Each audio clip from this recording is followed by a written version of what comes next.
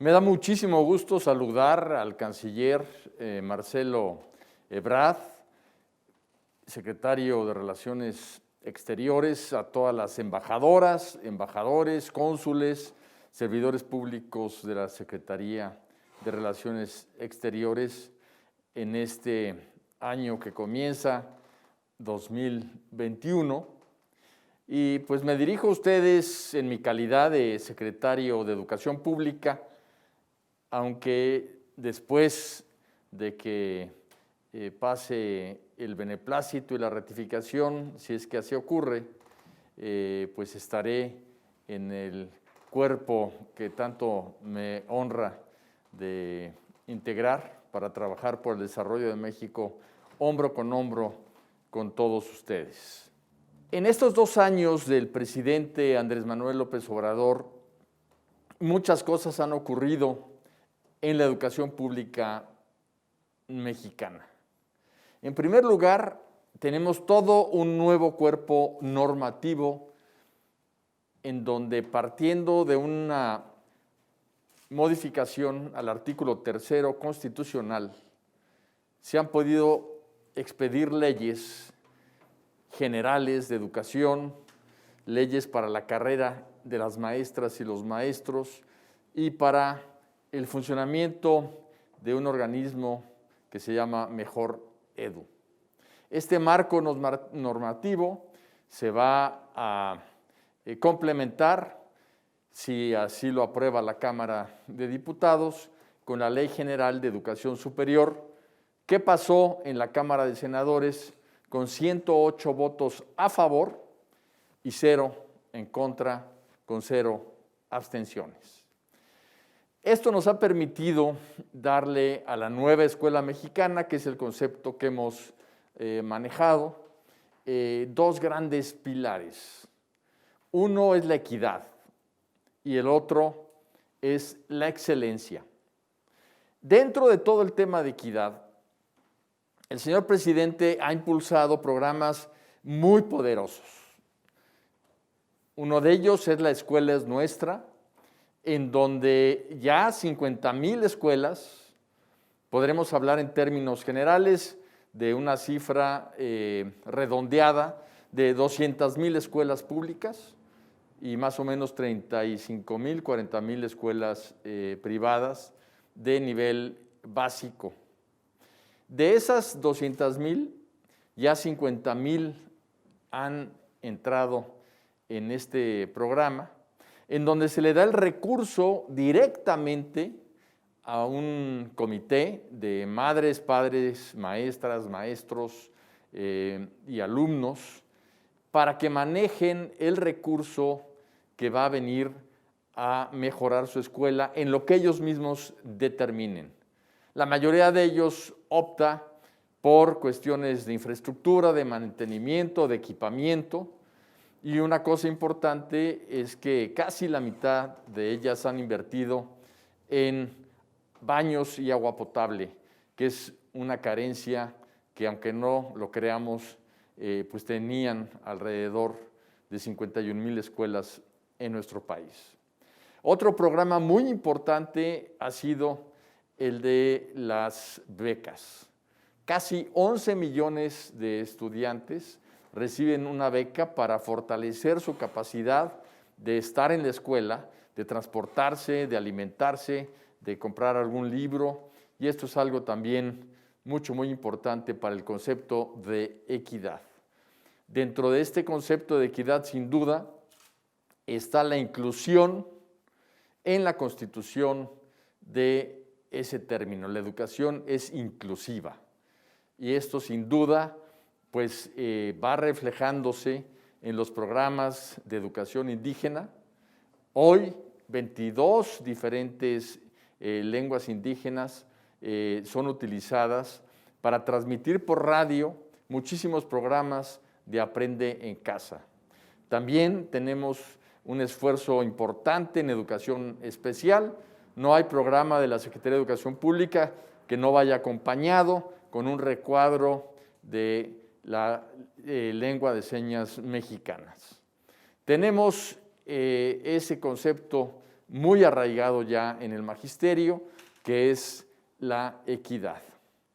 Otro tema importante que hemos impulsado es la revaloración del magisterio. Yo quiero señalarles que en una encuesta que llevamos manejando todos los años, en el 2018, entre 10 diversas profesiones, la maestra y el maestro estaban en último lugar.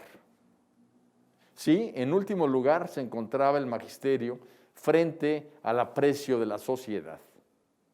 Hoy, esa encuesta, que ha venido mejorando en su posición el año anterior y los maestros y las maestras ya ocupan el primer lugar. Y esto no es gratuito.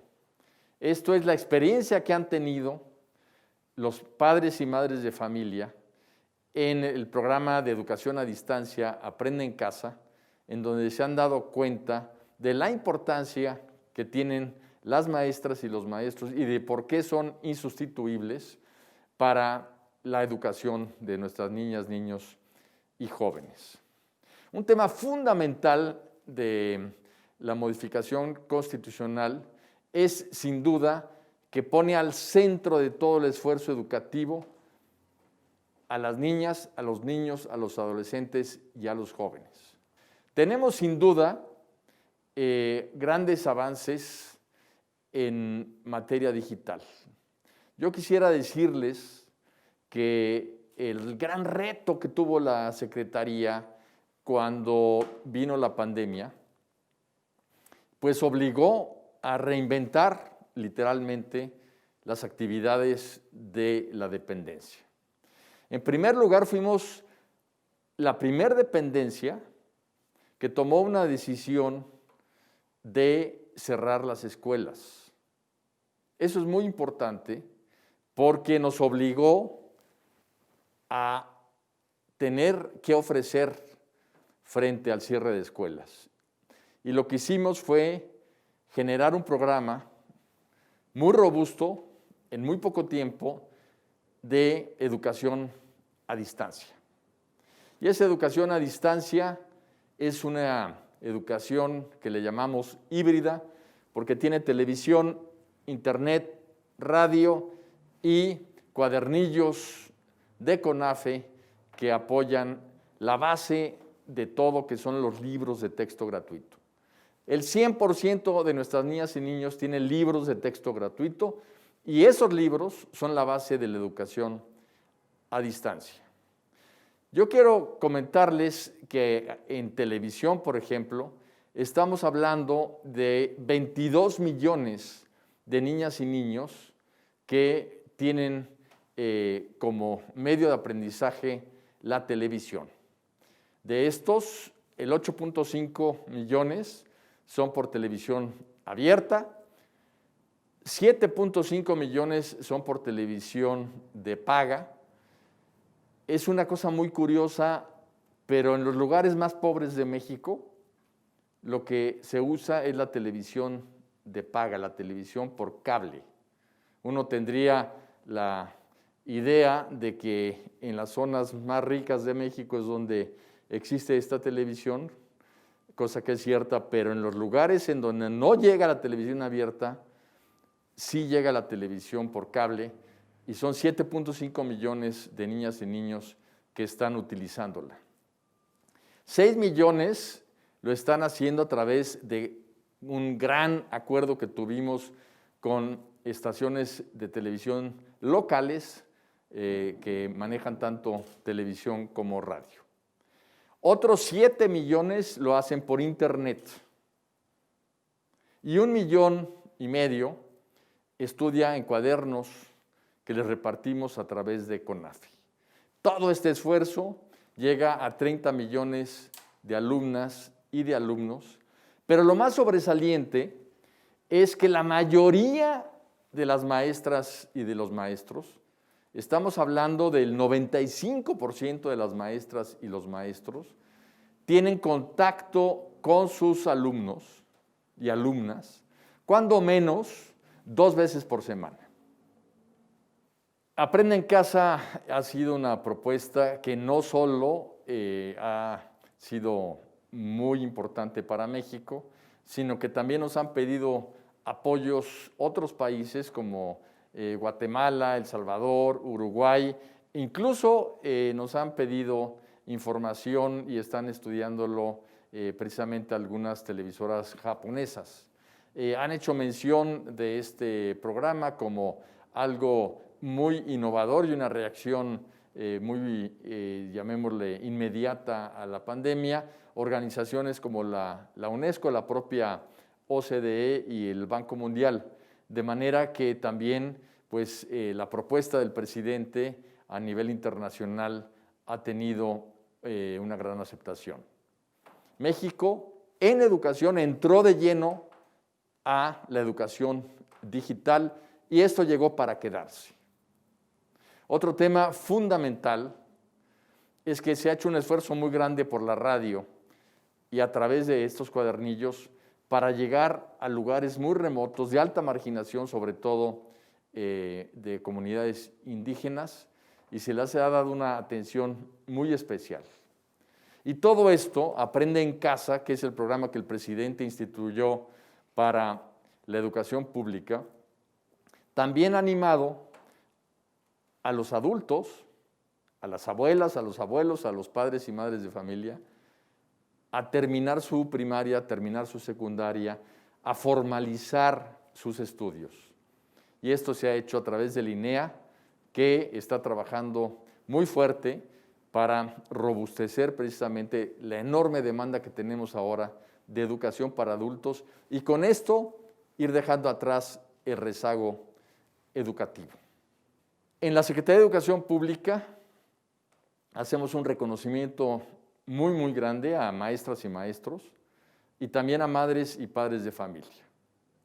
Cuando iniciamos esta responsabilidad, una de las demandas del magisterio, a mí me pidió el entonces presidente electo, Andrés Manuel López Obrador, que fuera a todo el país y me reuniera con maestras y maestros de todos los estados. Y una demanda muy grande era que las madres y padres de familia estaban desatendiendo la educación de sus hijas e hijos, que les decían a los maestros, tú fórmalo, tú infórmalo, pero yo tengo mucho que hacer y no me puedo ocupar de ello. Y hoy esa corresponsabilidad se ha vuelto a dar. Ya la habíamos incorporado en la Constitución, está en el artículo 3 en su parte que fue modificada. La corresponsabilidad que hay en la educación por parte del hogar y de la escuela. Pero se dio como un hecho en Aprende en Casa, en la educación a distancia. Y cuando regresemos, vamos a regresar a un modelo mixto, a un modelo en donde va a haber tanto el trabajo escolar frente a grupo como la educación vía electrónica, ya sea televisión o internet. El presidente de la República ha ofrecido, y en eso está trabajando muy fuerte el área respectiva, que en 2 años tendremos internet en todas las escuelas públicas. Así vamos a lograr que se empareje el piso y que la educación pública por fin en materia de equidad dé ese gran avance que requiere.